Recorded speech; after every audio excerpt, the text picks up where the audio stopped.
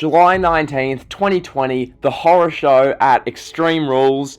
I think that's what they're calling the pay-per-view. Extreme Rules, the horror show at Extreme Rules. Extreme Rules, I don't even know anymore.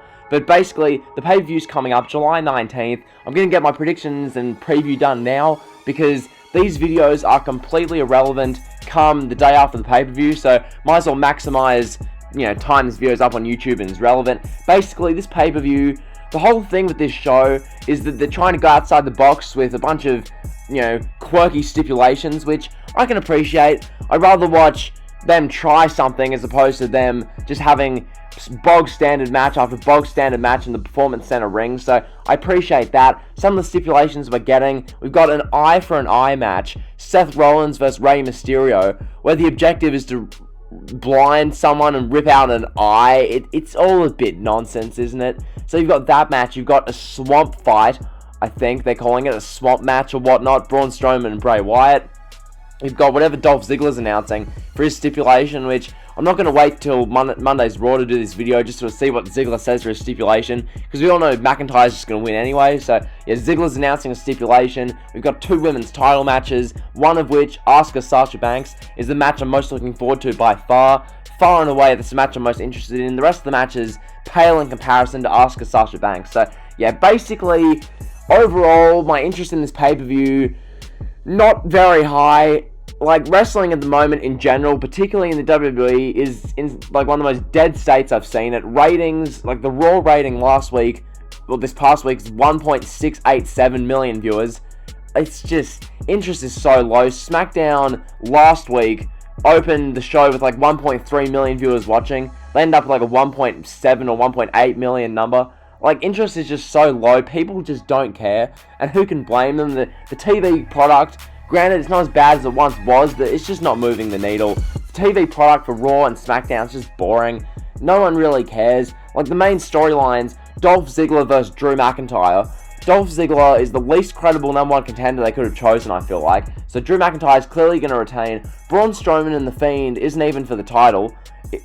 Bray Wyatt, it's not even for the title, it's just a swamp match. The women's title matches, like Asuka Sasha Banks, is really interesting, but that's not really moving the needle as much. Apollo Crews versus MVP, no one really cares. And then you've got Seth Rollins, Rey Mysterio trying to rip each other's eyes out. So yeah, overall, the pay-per-view card, from what we've got announced, the 6 matches so far, not the most interesting. I assume they're probably going to add Big Show versus Randy Orton in here, so I'm going to predict that and a couple of other matches, but yeah, nothing's really compelling me. So without further ado, I'll get into the individual matches and try and be out of here within about maybe 10 more minutes. I don't want to be here too long. So yeah, first match I'm going to preview, Apollo Crews versus MVP, singles match for the United States Championship. This is a match where if I'm here previewing it for more than about like a minute, I'm wasting you guys' time. MVP introduced the new United States Championship on Raw this past week, so the belt itself, that's had mixed reviews, mixed opinions. I talked about that in my Raw review. Apollo Crews, he's been champion for about 6-ish weeks, 7 weeks, so I don't think they're going to take the title off him now, particularly not to MVP. Alright, if this was Lashley versus Apollo Crews, and I predict Lashley would win, but it's Apollo Crews versus MVP. I mean, can you pick an easier just title defense for Apollo Crews? Yeah, Apollo Crews is beating MVP, moving on. Next match, this one, the SmackDown Women's Championship. We've got Bayley defending the SmackDown Women's Championship against Nikki Cross. Is anyone thinking Nikki Cross is going to win? Like, does anyone seriously believe Nikki Cross is winning this match? Like, they just threw the Fatal 4-Way number 1 contenders match out. I believe that was Lacey. Oh, who was it? Was it Naomi? Dana Brooke? Was she in it? Nikki, I don't even remember. I barely watched it. Nikki Cross, long story short, end of the day, Bayley's beating Nikki Cross. You're not having Nikki Cross beat Bayley to win the SmackDown Women's title. The whole thing you're building towards is Bayley Sasha for the SmackDown Women's title. That's what you're building towards, so having this go down would make no sense. Bayley retains against Nikki Cross, so that's that match. Next up, might as well preview the eye for an eye match. Rey Mysterio versus Seth Rollins, an eye for an eye. This whole thing, it just sounds ridiculous on paper. Like, AEW did an eye for an eye match in February with Moxley and I believe it was Santana. That was fine. We had like an eye for an eye match like in the 80s, I believe. But, I mean, the whole thing just sounds ridiculous. An eye for an eye. The goal of the match is to remove your opponent's eye. Come on, man. Fam, seriously? Seriously? Like, Jesus Christ. Like, you could have picked any stipulation. You choose an eye for an eye match, which right there just destroyed any interest I had in Seth Rollins, Rey Mysterio, because Rollins and Mysterio is like a fascinating match, but you go and ruin it by having an eye for an eye stipulation. The match itself, what I predict and what I see happening, I see Seth Rollins coming out victorious. I don't know logistically what that looks like, no pun intended. How Rollins wins the match, I don't know. We'll have to wait and see, obviously. Seth Rollins is going to get the win because, for one, Rey Mysterio is out of contract. Two, I can see them having some Dominic-related screwjob where either Dominic becomes a heel or Dominic costs Rey accidentally. They'll probably do something like that. I don't know. It's going to be all a bit of a mess, but yeah, at the end of the day, Seth Rollins beats Rey Mysterio in this eye for an eye match or something. So, yeah, that is what it is. Then, next match, Randy Orton versus The Big Show. I'm just assuming they're going to do this match at the pay-per-view. It makes too much sense. Randy Orton and The Big Show. Is there any need to waste you guys' time predicting this one for too long? Like, this is The Big Show in 2020. Randy Orton is coming off beating Edge at Backlash in the greatest wrestling match ever, or in my opinion, the best match of Randy Orton's career that I can remember. He's facing The Big Show. This is Paul White in 2020.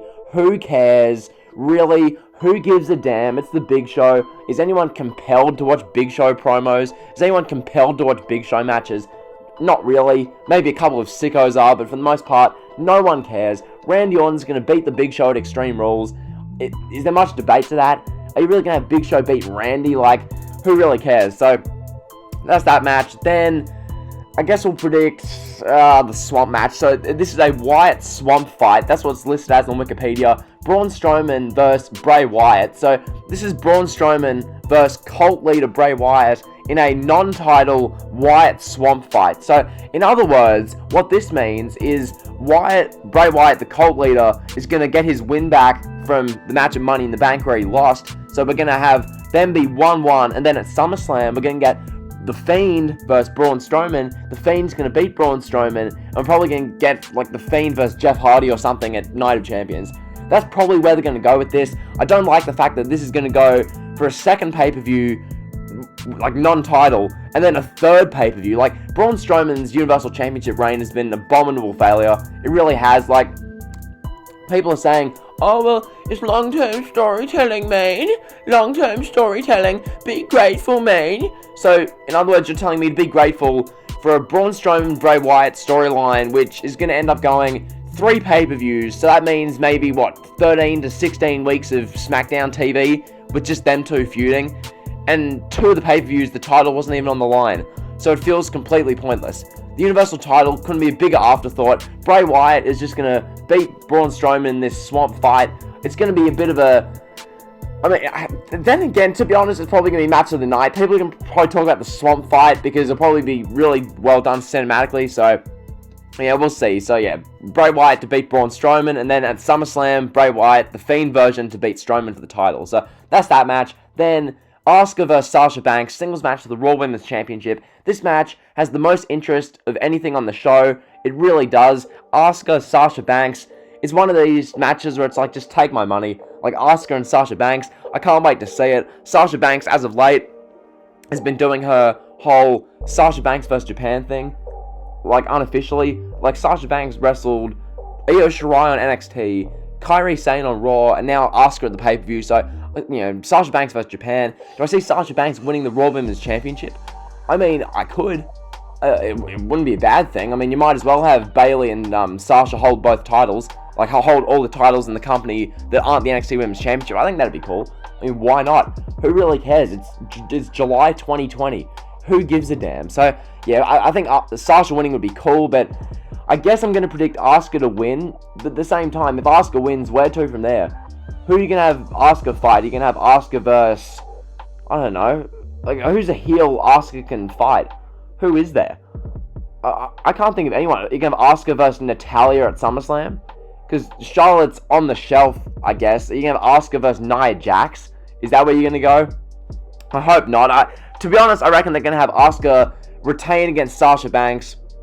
Because they're going to do some Bayley-related screwjob where Bayley accidentally cost Sasha the match. And and that, amps up the tension involved with Asuka and with Bayley and Sasha. That's what I think they're gonna do. They're probably gonna do something where Sasha has Asuka in a bank statement or whatever, and then Bayley does something, and the referee gets distracted, and then Sasha breaks the hold, yells at Bayley a little bit, and gets angry, and then Asuka hits her with a finisher, 1, 2, 3 or something. So that's what I see happening. Asuka retains against Sasha Banks. Gonna be match of the night, I reckon. So can't wait to see it. Then I guess I'll predict this match last. We're gonna have Drew McIntyre defend the WWE Championship against Dolph Ziggler. The stipulation's to be determined as of right now. I'm not going to wait 3 days and waste valuable time. This video is going to be relevant on YouTube just to see what stipulation Ziggler names when it's clear Ziggler won't win the match. So whatever stipulation they go with, I'll tweet about it on Twitter. I'll give my opinions on that there. The match itself, Ziggler versus McIntyre. It's such a clear filler program just to get Drew McIntyre through to SummerSlam. Whether you have Drew McIntyre at SummerSlam face Randy Orton, who he should face, or you do what Vince probably wants to do, and you have Drew McIntyre versus Brock Lesnar. Either way, that's SummerSlam, that's end of July, August. What they're just trying to do with this is use Ziggler, McIntyre's former tag team partner, to get McIntyre through a title defense at Extreme Rules, this meaningless pay-per-view, then onto SummerSlam. So, yeah, Drew McIntyre's retaining. I don't really care. Dolph Ziggler's an afterthought. Never cared about him, never will care about him. Moving on. So, that's basically the pay-per-view. Just in summary, Apollo Crews retains against MVP. Seth Rollins beats Mysterio in an eye for an eye, or whatever. Bray Wyatt beats Strowman in the Wyatt family swamp fight. We're going to get Bayley beating Nikki Cross. Randy Orton beating The Big Show. Drew McIntyre retaining against Dolph Ziggler. And Asuka retaining against Sasha. So that's predictions. Hopefully you enjoyed. Like, comment, sub, all that good stuff. See ya.